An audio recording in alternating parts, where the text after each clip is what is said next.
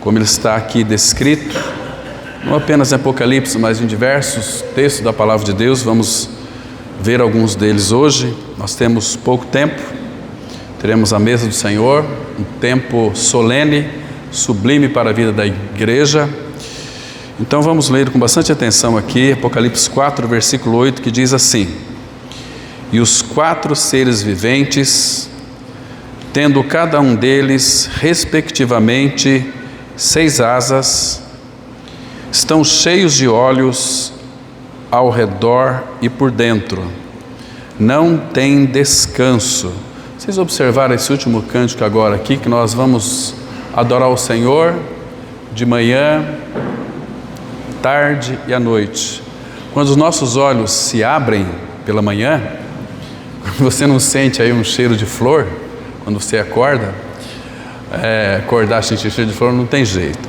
Respira fundo, é o momento de começar a tua adoração ao Senhor. E ela só vai terminar quando você se deitar à noite. Domingo que vem nós vamos analisar o que é adorar a Deus em espírito e em verdade. Há tanta confusão no meio do povo de Deus com relação à adoração. É algo assim terrível. Muitos falam, vamos adorar o Senhor juntos. Hoje nós vimos pela manhã que a adoração não é uma ação nossa, é uma reação da revelação de Cristo em nossos corações. Porque quando é uma ação, nós somos estimulados às vezes por homens. Quem está feliz aqui dá glória a Deus. Espera aí. Isso aqui não é um estímulo do Espírito do Senhor para os nossos corações. É uma ação movida por homens, levando a Assembleia a glorificar Deus pela tua felicidade. É algo assim que soa até demoníaco. Falamos pela manhã também que aqueles que abrem as Escrituras, quem encontrou diz glória a Deus, e quem não encontrou diz misericórdia. Isso aí é trágico, irmãos. Isso nós fazemos muitas vezes porque nós não conhecemos esse Deus que é 3 vezes santo. Mas aqui, olha que lindo. Não tem descanso, nem de dia nem de noite, proclamando: Santo, Santo, Santo é o Senhor Deus, o Todo-Poderoso, aquele que era, que é e que há de vir. Ele sempre foi um com o Pai. João 1,18, ele está no seio do Pai. Mesmo quando ele se encarnou, essa comunhão não foi rompida com o Pai. Ele estava sempre com o Pai. Mas essa comunhão só foi rompida lá na cruz do Calvário, quando Jesus levou sobre si a nossa iniquidade. Então, houve um rompimento daquela comunhão que ele tinha com o Pai.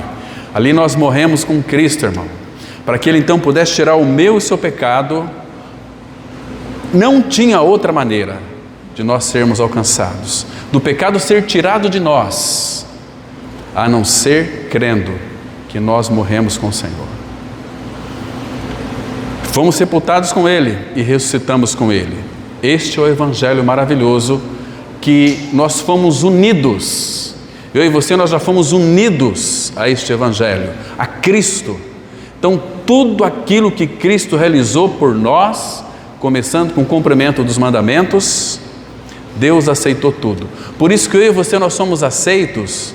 Efésios 1, versículo 4, Ele nos elegeu, ou nos aceitou, ou nos escolheu no amado, em Cristo Jesus. Não é por aquilo que nós fazemos. Tem pessoas que querem matar o velho homem de fome, fazendo jejum para parar de pecar.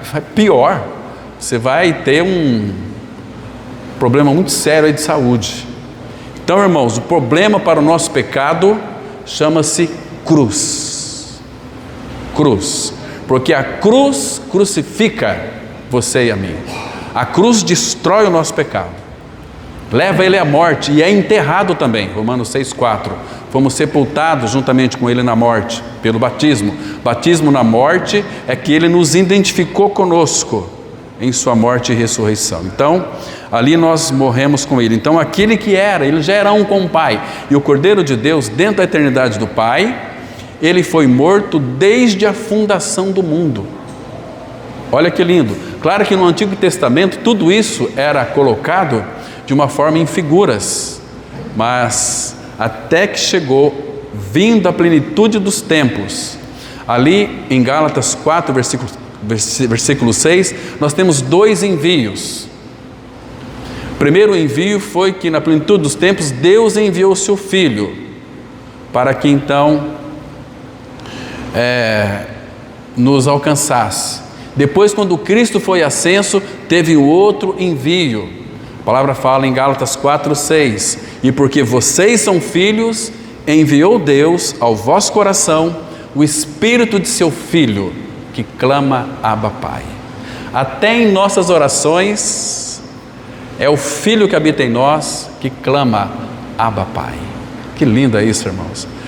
Irmãos, nós temos um Cristo, eu acho tão lindo o nome dele, maravilhoso, maravilhoso conselheiro, Deus forte, Pai da eternidade, Ele é o príncipe da paz. Irmãos, as nossas adorações ao Senhor, elas devem ser, acima de tudo, com reverência e com santo temor. Nós só iremos oferecer ao Senhor uma adoração genuína, autêntica, quando nós conhecermos em realidade espiritual este Deus e Pai, que é 3 vezes santo, Deus Pai santo, Deus Filho santo, Deus Espírito santo. Ele é conhecido nas Escrituras como o fogo consumidor. Irmãos, vamos pensar aqui. Como que será o nosso encontro literal com o nosso Senhor? Você não pensa nesse dia? Você não começa a meditar sobre esse dia que Ele vai voltar? Aquele que era, que é e que há de vir, Ele vai voltar. Lembra, irmãos? Ele diz para os discípulos, especialmente para Pedro, João 14:2: e quando eu for e vos preparar lugar, na realidade, o lugar já está preparado, porque Mateus vai dizer que, Mateus 25:34, que ele diz assim: vinde, entrai no reino, possui o reino que está preparado desde a fundação do mundo.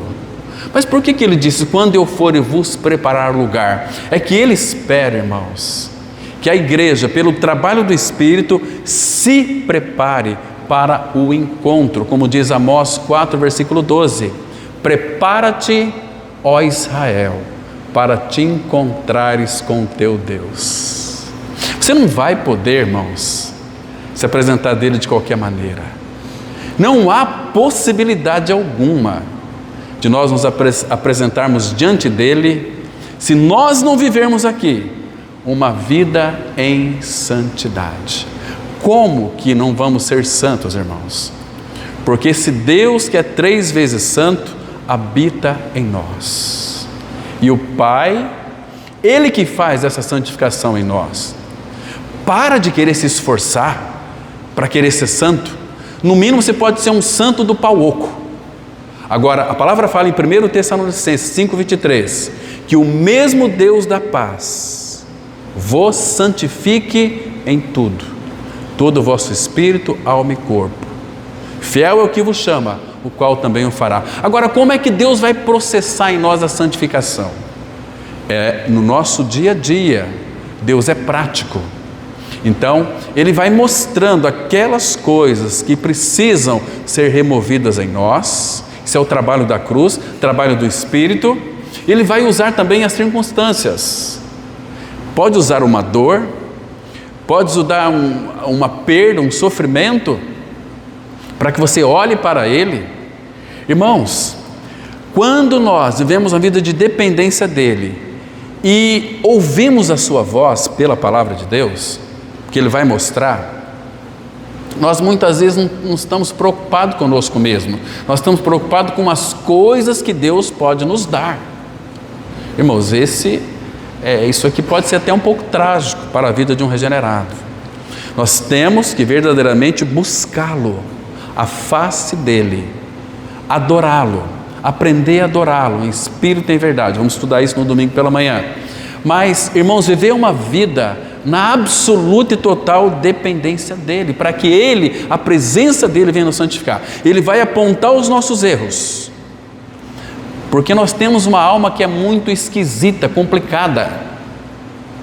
De repente nós somos bonzinhos, mas de repente alguém nos confronta, a gente fica irritado, nervoso, nervosa, uma implicância terrível. Essa é a nossa alma, mas Deus quer tratar exatamente dela. Imagina só, eu coloquei um texto lá no grupo, Madame Guyon, ela escreveu assim, que o Senhor, Ele se coloca no lugar em tudo que Ele leva na morte em nossa vida. Por exemplo, você é uma pessoa que reclama da vida, só reclama, só murmura. Ele quer tirar a tua murmuração e se colocar no lugar, para que a sua vida seja uma vida de louvor. Então você também pode cooperar com isso, porque Ele não vai fazer isso sozinho. Ele não vai forçar você, pegar você pelo pescoço, camisa de força. Não, o Espírito Santo é uma pessoa gentil, cavaleiro, longânimo. Ele é paciente. Nós não conseguimos esgotar a paciência dele. Ele tem paciência conosco. Então Ele vai mostrando quem nós somos. Ele vai criar circunstâncias para mostrar quem nós somos, para saber o que eu e você nós temos no coração. Foi como que quando Adão pecou, vocês se recordam? Quando Adão pecou, quando Adão ouviu a voz de Deus, ao invés dele ir ao encontro daquela voz, o que ele fez? Ele foi se esconder atrás das árvores. Ele estava vestido, ele costurou folhas de figueira e fez para si um avental. Então Deus disse para Adão, claro que Deus sabia onde que Adão estava. Adão, onde está? O problema era que Adão não sabia onde ele estava.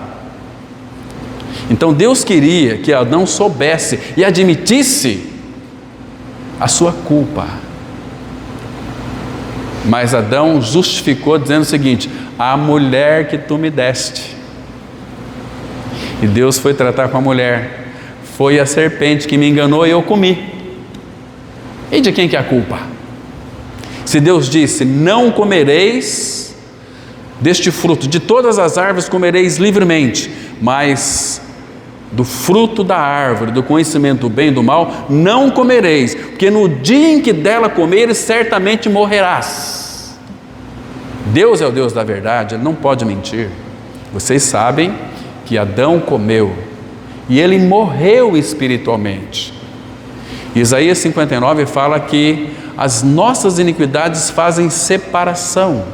Nós estamos mortos para Deus, nascemos mortos para Deus e vivos para nós mesmos. Então, o pecado fez com que nós ficássemos uma pessoa insuportável. Nós somos pessoas insuportáveis. É que nós fingimos que somos pessoas boazinhas. Não é assim? A gente, diante das pessoas que nós amamos, pai, mãe, marido, esposa, nós deveríamos tratar com carinho e amor, são aquelas pessoas que a gente lança todo aquele vômito da alma. É murmuração, é implicância, é rabugentice, é você, mas nunca é eu. Não é assim? E por que diante daquelas pessoas que querem ver a tua desgraça, a gente finge? Oh, tão bonzinho. Não é assim, irmãos? A Bíblia, ela nos confronta conosco mesmo.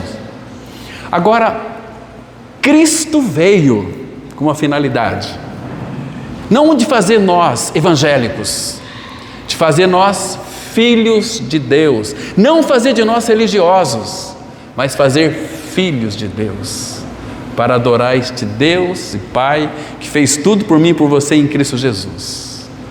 Lá na cruz, irmãos, a palavra fala que Deus o Pai fez cair sobre Jesus a iniquidade de todos nós. Toda a tua nojeira, tua porcaria foi colocada em Cristo, a minha, a nossa. Nós temos uma mania de julgar os outros pela nossa moral que é ilibada. Moralidade leva as pessoas para o inferno. Tem muita gente que vive uma vida de uma moral assim e fala: meu Deus do céu, essa pessoa aí é inalcançável, mas lá dentro, de repente, uma pessoa angustiada, amargurada, que precisa de fingir aquilo para ocultar as suas mazelas da sua alma. E a nossa alma é cheia de mazela, irmãos. Como vamos adorar um Deus que é 3 vezes santo, se nós muitas vezes recusamos o trabalho da cruz em nossas vidas? Queridos, o que além da presença imutável de Deus o Pai, Todo-Poderoso e Onisciente, nos compele a adorar? Se Moisés, que Deus falava com ele face a face, claro que eram aparições fragmentadas. Quando Deus desceu naquele monte, Moisés ficou trêmulo, assustado. Os pecadores, eles têm medo de Deus. Abram comigo, por favor, em Isaías, capítulo 33. Vamos ler aqui alguns versículos que mostram essa realidade. 33, verso 14. Queria que os irmãos localizassem rapidamente aí, porque o tempo urge. Diz assim a palavra, verso 14: os pecadores em Sião se assombram, o tremor se apodera dos ímpios, e eles perguntam: quem dentre nós habitará com o fogo devorador? Quem dentre nós habitará com chamas eternas? É dessa maneira que o ímpio vê Deus. Um Deus que parece que ele cobra, um Deus que, se você pisar na bola, ele te joga para o inferno. Um Deus que é um Deus distante, é um Deus que você tem que fazer coisas boas para agradá-lo, para acalmar a ira dele. Esse não é o Deus da Bíblia, irmãos. E aqui ele continua dizendo o seguinte: agora, o que anda em justiça e fala o que é reto, o que despreza o ganho de opressão, o que, com um gesto de mãos, recusa aceitar suborno, o que tapa os ouvidos para não ouvir falar de homicídios. Como é que você tem ouvido os noticiários da televisão? Tem gente que parece urubu carniceiro, gosta de ouvir aquelas notícias e depois liga para um para outro, não vê a hora que acontece um acidente. E se a pessoa quebrou o braço, já liga para o outro e fala: olha, aconteceu um acidente, a pessoa faltou perder a cabeça. Nós somos uns urubus carniceiros, nós gostamos de extravasar aquelas coisas ocultas da nossa alma, projetando nas outras pessoas aquilo que nós somos. Você tem tapado os ouvidos, porque quando você ouvir uma notícia terrível, isso aflige a tua alma. Que tapa os ouvidos para não ouvir falar de homicídios e feche os olhos para não ver o mal. Irmãos, não é pecado assistir televisão, mas tenha cuidado com o que você assista. Quando você liga a TV, o que tem, irmãos? É puro lixo. E isso aqui nos contamina, porque nós nos alimentamos, a boca da alma é os olhos, é os ouvidos. Aquilo entra, aquilo aflige. tanta violência. Isso é uma estratégia de Satanás para tornar você insensível com a dor do outro. Quando uma família está sofrendo, perdeu o filho, a filha, o marido, ou um parente muito querido, a gente vê aquilo, estamos em casa de camarote, e aquilo começa a cauterizar a nossa mente. Isso já não faz mais efeito. Com relação à vinda de Cristo, Satanás também é muito astuto, irmão. Vocês se recordam que disseram que de 2000 não passará, não chegará e nem passará. Passou. Depois que começaram a proclamar aí o fim do mundo, passou, não aconteceu nada. Cadê a volta de Cristo? Ele vai voltar, não sei quando, mas pelas Escrituras nós sabemos, irmãos, nós não estamos nos últimos dias, não. Nós estamos na última volta do ponteiro do relógio de Deus. A palavra fala em Tiago que Jesus está às portas. Ele está ansioso para vir buscar a sua igreja, os santos, aqueles que o adoram, espírito em verdade. Então, queridos, basicamente, trata-se de uma coisa muito interessante. Deus é santo. Ele é santo. A sua santidade, ela indica para mim, para você, uma coisa muito interessante. A santidade de Deus significa, é que não tem palavras, mas vamos colocar assim, uma infinita perfeição. Se nós somos chamados para sermos santos, nós temos que ser perfeitos, mas é exatamente isso que Deus quer nos levar a uma perfeição cristã, não perfeição humana. Quando falo perfeição cristã, é a formação de Cristo em nós. A palavra perfeito no grego é teleios. Teleios significa maduros, homens e mulheres maduros, que sabem discernir a mão direita da mão esquerda. Esses são os maduros de Deus. Os maduros de Deus vão viver uma vida de santidade, não vai compactuar com nada que é, como diz aqui a palavra de Deus, com opressão, não vai querer ser subornado, porque é santo, porque é habitado pelo Senhor. Não vai corromper o seu coração que Deus trocou lá na cruz em Cristo. Então, queridos, a santidade de Deus é um atributo de Deus que une todos os outros atributos. Este Deus santo que vem morar em nós, que habita em nós, o Deus que é 3 vezes santo. Irmãos, acho que a gente precisa de meditar um pouquinho nisso, irmãos. A gente vive como se Deus não existisse, como se Ele não morasse em nós. O profeta vai dizer o seguinte, que, fazendo uma analogia, quando passa um filho de Deus diante de uma árvore, a Bíblia diz que as árvores como que bate palma. Que coisa impressionante, irmãos. Lá na tua casa tem passarinho, assim que canta nas árvores? Você tem ouvido o louvor dos pássaros? Quando você estiver meio estressado, pega um veículo, vai para uns lugares para baixo aí, direito, assim, vai para um lugar onde tem passarinho, começa a ver a natureza, começa a ver os pássaros cantar, começa a ver aí os riachos, os rios. Você vai se encantar, vai ver o campo, as flores, pega uma flor na mão assim e analisa aquela flor, a beleza da criação de Deus. Tudo que Deus criou é bom. Começa a apreciar as coisas que Deus criou.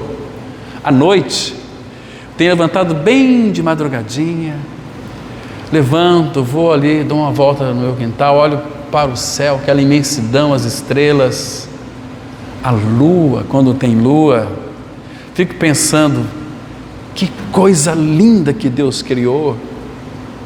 Ele que criou todas as coisas pela palavra do seu poder, Ele também sustenta todas as coisas pela palavra do seu poder, irmãos. Então, irmãos, a santidade, guarde bem isso, lembre-se disso, a santidade de Deus corretamente entendida, ela vai revolucionar ou revolucionará a qualidade da nossa adoração. Abram comigo, por favor, no Salmo 29, versículo 2. Salmos 29, verso 2. Queridos, a gente precisa se envolver mais com a palavra, com as Escrituras. A Bíblia diz algo aqui muito interessante para o nosso coração. Diz assim, Salmos 29, versículo 2: tributai ao Senhor a glória devida ao seu nome. Irmãos, procura conhecer esse nome, que é acima de todo nome. Lá em Filipenses capítulo 2, versículo 10, a palavra fala que Jesus se humilhou até a morte de cruz, pelo qual Deus o exaltou sobremaneira e lhe deu um nome que é acima de todo nome, para que ao nome de Jesus se dobre todo joelho no céu, na terra e debaixo da terra. Até os ímpios que serão lançados no inferno terão que se prostrar diante do Senhor e confessar que Jesus Cristo é Senhor. E que eles vão para o inferno, não porque Deus quis, porque eles não quiseram Deus, não quiseram Cristo. Sempre recusaram. Eu sei que muitos vão bater a mão na cabeça, que loucura foi a minha! Eu cerrei os meus ouvidos, agora não vai ter mais jeito, irmãos. O que vai ter para essas pessoas é enfrentar a eternidade sem Deus, sem Cristo, densas trevas, e serão atormentados de dia e de noite pelos séculos dos séculos. Falei de dia, não vai ter dia, vai ser só trevas, não vai ver nada, nunca mais ver a luz. Isso aqui não é para ameaçar não, irmãos, entende? É para exortar, é para que a gente possa reconhecer aquilo que Cristo é e fez, porque nós vivíamos em trevas. Então Cristo, o Senhor da glória, Ele nos libertou do império das trevas, e todo império tem um imperador. Quem que é o império das trevas? Satanás. Ele nos tirou das mãos de Satanás, império das trevas, este mundo, e nos transportou para o reino do Filho do seu amor, onde nós temos a redenção, a remissão dos nossos pecados. Cristo morreu, verteu o seu sangue, a cruz tratou comigo e com você, e o sangue dos nossos pecados cometidos anteriormente. O sangue faz expiação por nós, e foi de uma vez por todas. Então, tributai ao Senhor a glória devida ao seu nome, adorai. Aqui é um imperativo, irmãos. Adorai o Senhor na beleza da santidade. Que coisa linda, irmãos. Eu quero que você preste atenção numa coisa muito interessante, que quando os anjos, eles exaltam Deus, eles não dizem fiel, fiel, fiel. Já viu os anjos falar que Deus é fiel, fiel, fiel? Eterno, eterno, eterno? Não. Você também não vai ver os anjos dizer poderoso, poderoso, poderoso. Não. O que os anjos dizem? Santo, santo, santo é o Senhor Deus Todo-Poderoso. Por isso que a santidade, ela magnifica todos os atributos de Deus. Irmãos, que coisa linda é isso, irmãos. Então, a sua santidade, a santidade de Deus, coroa tudo aquilo que Ele é em realidade espiritual. Vamos dar um pulo lá para Êxodo capítulo 15. 15 de Êxodo, vamos ler o versículo 11. texto muito interessante que chama muito a nossa atenção, texto que é conhecido dos irmãos também, que é o Cântico de Moisés. Irmãos, é um dos capítulos da Bíblia que eu aprecio tanto. Mas aqui em Êxodo 15, 11, ele diz assim, olha que coisa linda, irmãos. Ó Senhor, quem é como tu entre os deuses? Quem é como tu, glorificado em santidade, terrível em feitos gloriosos, que operas maravilhas. Que coisa linda, irmãos. O nosso Deus e Pai, Ele é glorificado em santidade. Ele é terrível em feitos gloriosos. Ele é aquele que opera maravilhas. Esse é o nosso Deus e Pai, digno de ser adorado. E Ele quer nos ensinar a adorá-lo, irmãos, adorá-lo.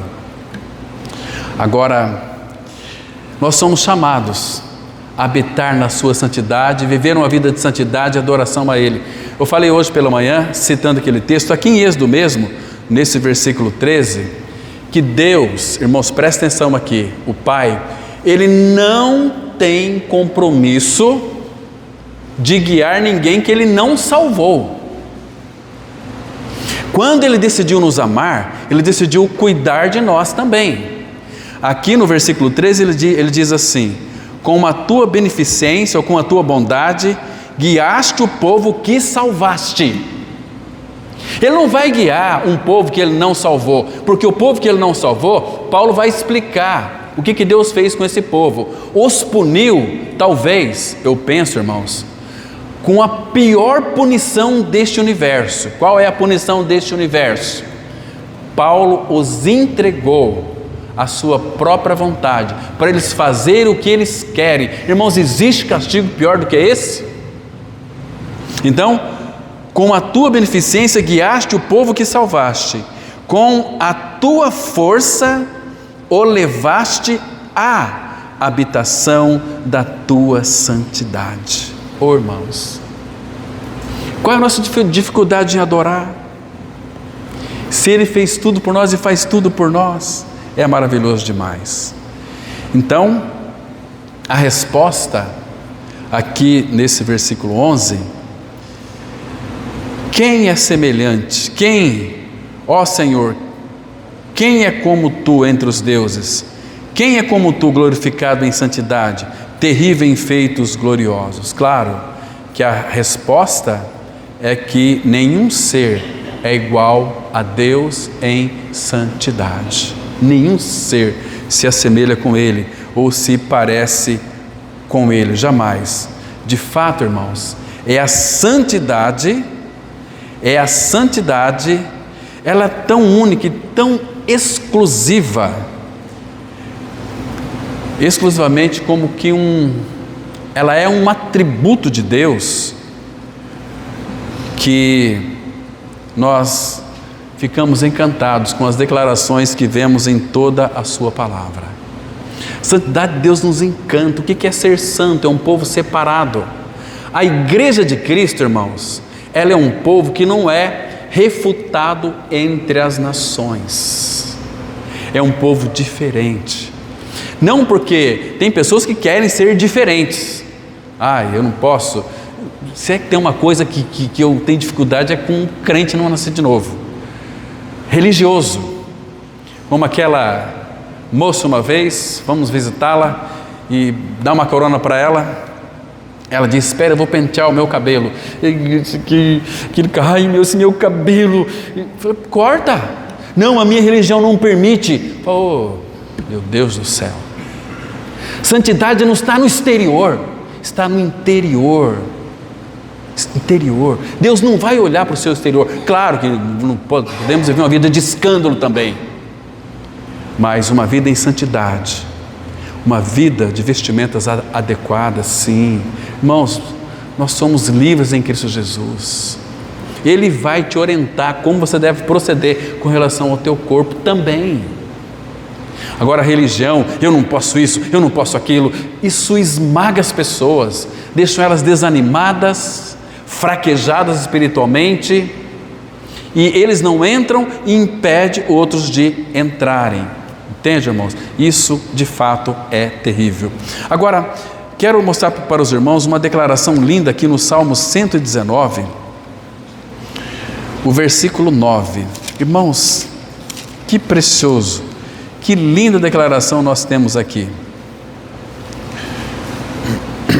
Salmo 119, versículo 9. Nós encontramos aqui, isso aqui é para não apenas jovem, porque às vezes nós nem somos jovens, às vezes nós somos uns bebês ainda, nós não crescemos. Para chegar jovem precisa de alcançar um nível de espiritualidade, para chegar a ser um ancião precisa de ser maduro em Cristo Jesus, porque tem muitos aí, senhores de idade como os de Jó, a sabedoria não está com os mais velhos, porque tem muitos velhos aí que estão com a cabeça toda pirada, mas maduro em Cristo Jesus. Cristo foi formado neles. Esses idosos até na velhice darão frutos também. Agora veja aqui o versículo 9: de que maneira poderá o jovem guardar puro o seu caminho? De que maneira, irmão? Observando segundo a tua palavra. Porque se nós, jovens espiritualmente, estou falando aqui porque a gente já vê jovens, a gente já pensamos o seguinte: jovens, estou vendo aqui que a dona Geni é uma anciã, eu sou mais jovem, né? E o Serginho, o nosso irmão lá que é um bebezinho ainda, o Davi, a Maria, são jovens, não são jovens, às vezes nem alcançou a juventude espiritual ainda, às vezes são bebês. Às vezes, quem pode saber que você nasceu de novo é você e o Pai. A nova criatura sabe que é uma nova criatura. Porque as pessoas estão frequentando comunidades, ouvindo as Escrituras, ouvindo as pregações, não significa que são filhos de Deus. Filhos de Deus é aqueles que estão unidos a Cristo, em sua morte e ressurreição com Ele. Fora disso é religião, é desencargo de consciência. Será que essa pergunta é cabível? Você já nasceu de novo? Ou em outras, fazer uma pergunta que eu faço sempre aqui: se Jesus lhe chamar hoje, nessa madrugada, você tem certeza do seu novo nascimento? Você tem certeza que vai para a glória? Irmão, estou falando com amor, te exortando, para que você de fato possa buscar. Se não tem, se tem dúvida, busque isso, irmãos, porque quando um jovem hoje, jovem humano, descer para a sepultura sem a vida de Cristo, não vai ter mamãe, não vai ter papai para segurar na mão não. Vai ter lá Satanás e seus anjos. Aliás, Deus preparou para o diabo e seus anjos, porque pecaram. Agora, Deus não quer que você vá para esse lugar, mas as pessoas vão para lá quando deixam de crer em Jesus. Afastai-vos de mim, malditos, para o fogo eterno preparado, era para o diabo e seus anjos, mas agora também vai colocar o incrédulo lá. Não é o teu pecado que te leva para o inferno, é a tua incredulidade, porque o teu pecado Cristo já tirou na cruz. Ele é o Cordeiro de Deus que tira o pecado do mundo. Ele morreu, mas nos fez nós morrer com Ele, e nos ressuscitou com Ele. Cristo é a nossa vida. Então você nasceu de novo. Porque um nascido de novo é um bebezinho que precisa de cuidados. Às vezes a gente vê muitos irmãos errando. Nós já lançamos um julgamento, mas é um bebê em Cristo, não cresce. Está dentro aí, a pessoa pode ter aí 40 anos, mas está dentro de um chiqueirinho com chocolinho na mão. Olha aqui, o meu bonitinho. Me dá isso aqui. Aí já brigam, ficam com raiva um do outro. São bebês em Cristo. Ciúmes, mania de grandeza, mania de querer ser o melhor. Isso faz parte da nossa essência. Mania de grandeza, teomania. que é mania de grandeza. Então, uma pessoa que creu, que nasceu de novo, então, neste mundo, irmãos, está tão difícil viver uma vida de santidade. Agora aqui ele diz assim: de que maneira poderá o jovem guardar puro o seu caminho? Observando segundo a tua palavra. Quando nós lemos as Escrituras, irmãos, nós estamos sendo santificados, porque a palavra de Deus, ela fará uma limpeza em nós. Santifica-os na verdade. A tua palavra é a verdade. Então, queridos, nós precisamos verdadeiramente olhar para a palavra e buscar os caminhos para nós trilharmos numa vida de santidade e adoração ao Senhor. Por isso que sem o trabalho da cruz não tem possibilidade, irmãos. Não vai haver possibilidade. Abra aqui no Salmo 99, versículo 5. Salmo 99, versículo 5, que diz assim: Ele é santo. 99 de Salmo, versículo 5. A palavra de Deus diz assim: exaltai ao Senhor nosso Deus, prostrai-vos ante o escabelo de seus pés, porque Ele é santo. Está vendo, irmãos? Santidade. Quando nós procuramos conhecer o Senhor, buscar um relacionamento com Ele, uma vida de santidade aos seus pés, nós vamos compreender que nós precisamos da santidade dEle. Vocês se lembram do profeta Isaías? Ele disse assim que, como que o profeta Isaías ele se considerava? Um profeta. Do capítulo 1 até o capítulo 5, ele profetizava, ele profetizou muitos ais. Então Isaías se achava que ele era um profeta genuíno. Mas, irmãos, o rei Uzias, ele reinou 52 anos. O rei Uzias, ele foi um rei que ele tinha uma administração precisa. O seu reino teve 52 anos de paz, mas o povo era um povo corrompido. Então Deus teve que gerar em Isaías uma crise, e a crise foi essa aqui. Abra comigo Isaías capítulo 6, versículo 1. Isaías 6, verso 1. Agora presta atenção, irmãos. Isaías 6, verso 1. O rei Uzias reinou 52 anos, e o reino do rei Uzias seria, dos nossos dias hoje, talvez um reino muito bom, todo mundo teria prosperidade, todo mundo iria bem, o governo ajudava bastante. Era um rei que soube administrar o país no qual ele reinou. Mas o povo, irmãos, tem uma boa administração do país e um povo corrupto, isso não significa nada diante do Senhor. Aqueles povos que eram povos religiosos, inclusive o profeta Isaías estava ali no meio.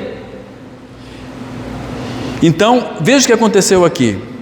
Verso 1. No ano da morte do rei Uzias, eu vi o Senhor assentado sobre um alto e sublime trono, e as abas de suas vestes enchiam o templo. Serafins voavam por cima dele,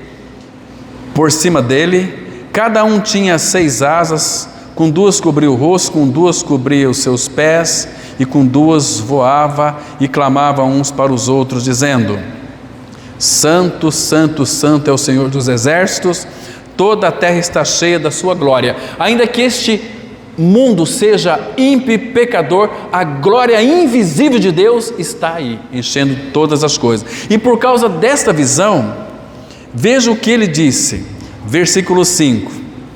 Então disse eu: ai de mim, estou perdido, porque sou homem de lábios impuros.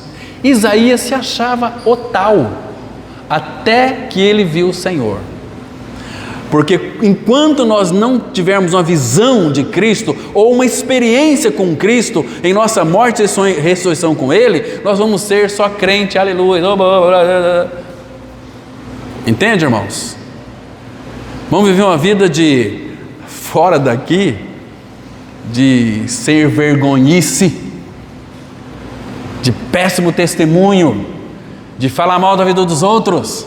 Quando você fala mal da vida de alguém, você está falando de quem? Romanos 2:1, vocês se lembram? Ó homem, tu és indesculpável quando julgas quem quer que sejas, pois naquilo que você julga, você pratica o mesmo. Aquele homem lá é um safado, o safado é você. Aquela mulher lá é uma sem vergonha é você. Lava teu coração na malícia. Para de ser chato, seja um santo. Para de ser crente, seja um santo em Cristo. Ai de mim, estou perdido. Irmão, você já teve essa experiência de saber que você e eu não valíamos nada? Nem um urubu come a nossa carne e nós queremos ser alguma coisa? Quem somos nós, irmãos? Isaías fala: eis que sois menos do que nada. Ai de mim, estou perdido. Graças ao Senhor que ele chegou a essa convicção. Jesus disse em João 16:8: quando o Espírito Santo vier, convencerá o mundo do pecado, da justiça e do juízo. Todo mundo sabe que é pecador, e todos sabem que pecador, o lugar de pecador é no inferno. Mas por que eles não vão para o Senhor? Porque não foram convencidos pelo Evangelho da graça. E o Espírito não vai operar, atuar, quando não há pregação contra o pecado, não há pregação do Evangelho da graça libertadora em Cristo Jesus. A palavra, por exemplo, ela diz assim, 1 João 3,8: quem comete pecado é do diabo. Para isto se manifestou o Filho de Deus, para destruir, desfazer as obras de Satanás. Que lindo, irmãos. Então, estou perdido. Aí ele fala: habito no meio de um povo de impuros lábios, que ele profetizava contra. Você pode ler depois o capítulo 5.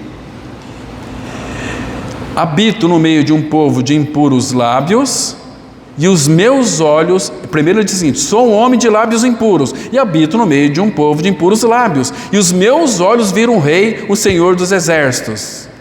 Agora veja a obra da cruz aqui, irmãos. Então um dos serafins voou para mim, trazendo na mão uma brasa viva que tirara do altar, com uma tenaz. Com a brasa viva tirara do altar. Altar fala da cruz. Tirara do altar, na mão uma brasa viva que tiraram do altar com uma tenaz, com uma brasa tocou a minha boca e disse: eis que ela tocou os teus lábios, e a tua iniquidade singular foi tirada, e perdoado o teu pecado. Depois disto, ouvi a voz do Senhor que dizia: a quem enviarei? E quem há de ir por nós? Esse disse eu, foi Isaías quem disse. Isaías está prefigurando Cristo. Era como que o pai dizendo para o filho: quem há de ir por nós? O Deus 3 vezes santo, naquele conselho eterno, Pai, Filho e Espírito, quem há de ir por nós?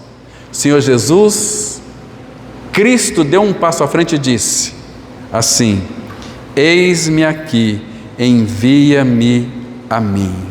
Oh, irmão, e o Verbo se fez carne e habitou no meio de nós, cheio de graça e de verdade.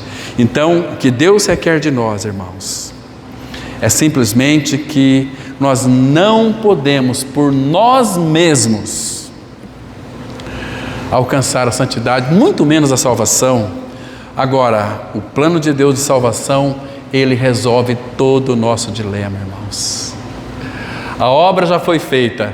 Por isso que eu disse para vocês aqui, com muita reverência, não é o pecado que leva as pessoas para o inferno, é a incredulidade. Se você crê, será salvo. Quem não crê, será condenado. Então, esse Deus, que é 3 vezes santo, tem falado e Ele tem clamado. Se hoje ouvirdes a sua voz, não endureçais o vosso coração. João 5:24, texto lindo. Em verdade, verdade vos digo, quem ouve a minha palavra e crê naquele que me enviou, não entra em juízo, mas já passou da morte para a vida. É ouvir a palavra e crer. Não entra em juízo, mas passou da morte para a vida. Irmãos, não é maravilhoso você saber que o teu pecado foi lançado sobre Cristo, crucificado e morto, sepultado, foi ressuscitado? E agora Paulo traz para nós uma palavra assim, que diz assim, Romanos 8, verso 1. Agora, pois, já nenhuma condenação há para os que estão em Cristo. Onde é que você está? Você está em Cristo? Não, eu estou lá na igreja, sei lá, Batista, Palavra da Cruz. Você vai para o inferno.